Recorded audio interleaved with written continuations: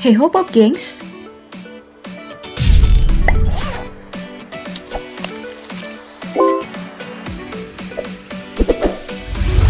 Dalam dunia perfilman, produksi film kungfu yang didominasi oleh negeri tirai bambu pernah menghiasi dunia tontonan di Indonesia.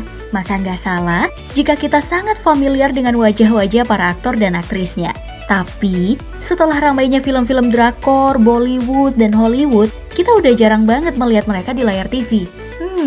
Apa kabar ya? Yuk, mari kita reunian kembali dengan mereka di video berikut.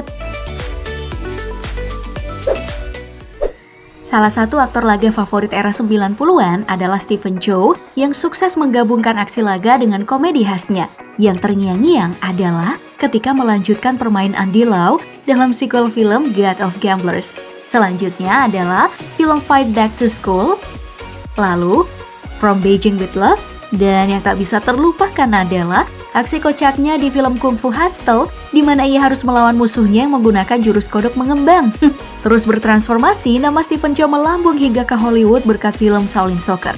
Masih terus aktif, ia bermain di film yang agak lebih serius, yaitu CJ7 yang rilis tahun 2008. Film yang ia sutradarai sendiri. Sudah terlihat banyak perubahan di wajahnya seiring bertambahnya usia. Raja komedi kita ini sekarang dianggap berubah menjadi aktor yang dipenuhi tragedi.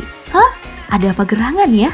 Nah, ternyata dari yang sangat kaya raya, dilaporkan CNN tahun 2020, Chow sedang dililit utang hingga 270 juta dolar Hong Kong. Diduga, hutang tersebut ditagih oleh mantan kekasihnya, Yu Man-fung.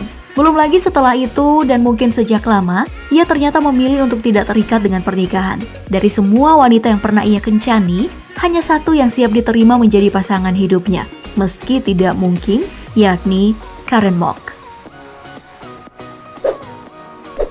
Aktor selanjutnya adalah lawan Chow di Dewa Judi, yaitu Andy Lau, aktor laga yang berjaya di era 90-an. Debut pertama kalinya di tahun 1982, pria kelahiran 1961 ini bermain di film Once Upon a Rainbow.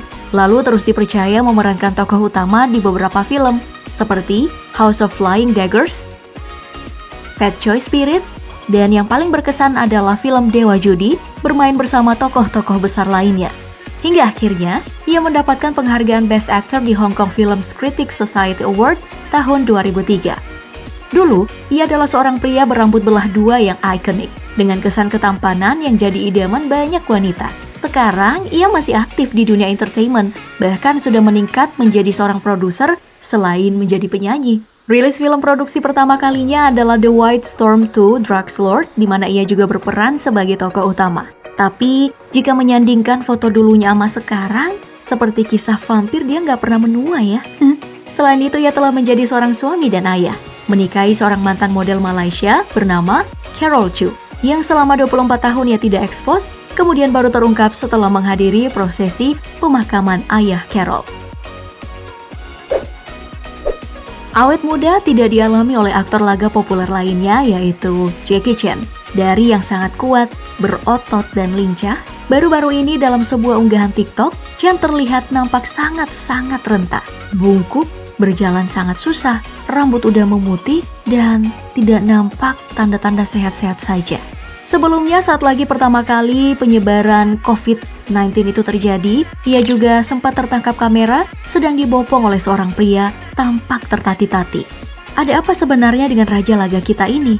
Nah, ternyata setelah ditelusuri, unggahan TikTok ini adalah potongan film Namiya yang rilis tahun 2017. Padahal udah banyak loh fans yang sedih, idolanya telah setua dan serenta itu. Tapi Jackie Chan tidak setua itu kok, masih sehat walafiat. Terlihat dalam interview terbarunya, ia masih bisa mempraktekkan tinju andalannya. Dalam wawancara tersebut bahkan diperlihatkan interview-interview beliau dari tahun ke tahun. Dan dalam film terbarunya, ia masih berlaga selayaknya Jackie Chan di masa muda loh. Namun, film laga serial yang paling tertanam di ingatan anak 90-an adalah Keras Sakti. Dan karakter utamanya adalah si kera ganteng Sun Gokong, adalah yang paling favorit. Dibintangi oleh aktor laga cakep Tiki Cheung. Lalu, apa kabarnya beliau sekarang ya?